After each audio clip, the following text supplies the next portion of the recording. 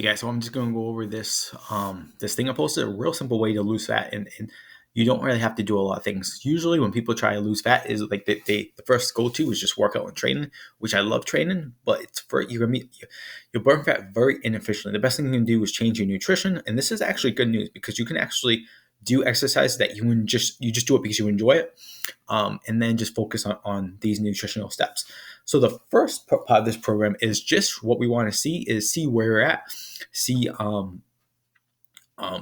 where are you at caloric wise? Are the calories you're usually eating, is that causing you to lose weight, maintain weight, gain weight? So here's what we need to do: is we need to we're gonna need three things. We need to a scale we can weigh ourselves. We need a food scale, and we need to download the calorie app.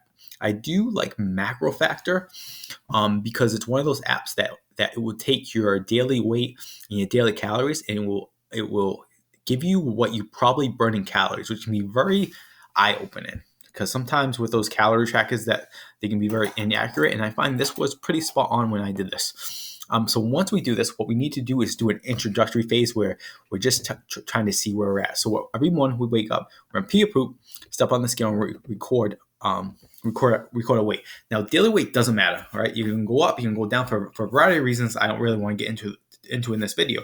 But what does matter is what your weekly average calories at the end of the week, and you want to compare that week to week. If that's going down, that's where you want to be. You want to track everything you eat, drink, things you cook with, oils, everything that has calories you want to put in the tracker.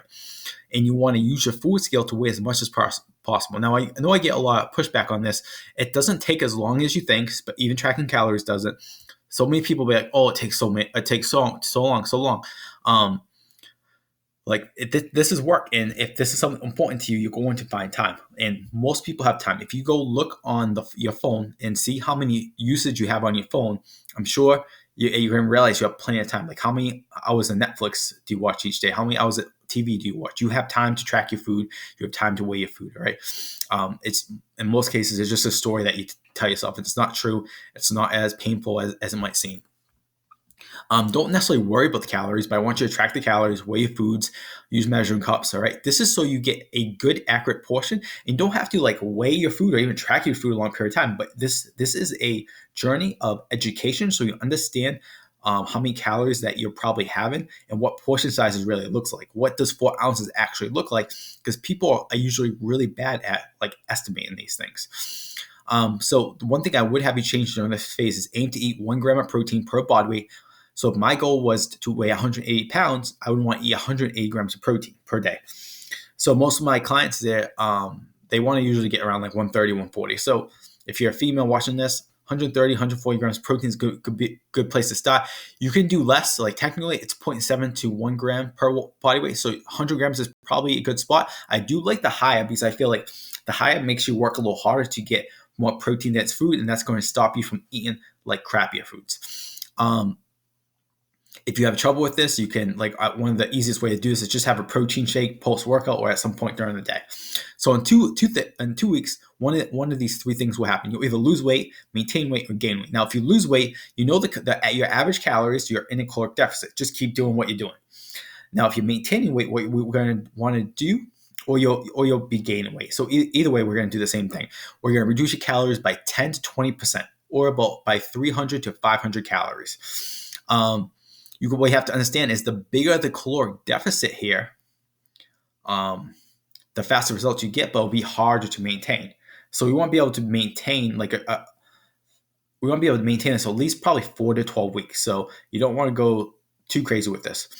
And then also keep in mind your size of your caloric deficit with the calories that happen. So if you're a female and you've been eating 1,500 calories and you're not losing weight and you're like, okay, I want to cut my calories, I would probably just cut it by maybe a couple hundred, because if you cut it by a 500, you only have 1,000 calories. That's a very low mark. Versus if you're a guy and say you're eating like 3,000 calories, cutting 500 calories, it's a good chunk, but 2,500 calories to work with is still it's not really like super low calories. So just keep that in mind. So at this point, this is going to be your fat loss, because now we know where you're at, and this is where we're going to push fat loss. Now you can continue to weigh yourself every day so we can get weekly averages, and that's how we're going to see if we're progressing or not progressing. You're going to eat your calorie goal. You're going to hit your protein goal. And that's really as simple as it gets. Now, there's more stuff to this, obviously, when it comes to like food choices, planning, putting yourself in better environments, what foods do you actually have access to, what foods will you actually eat, that type of stuff. But in if you basically do this, you're going to get results.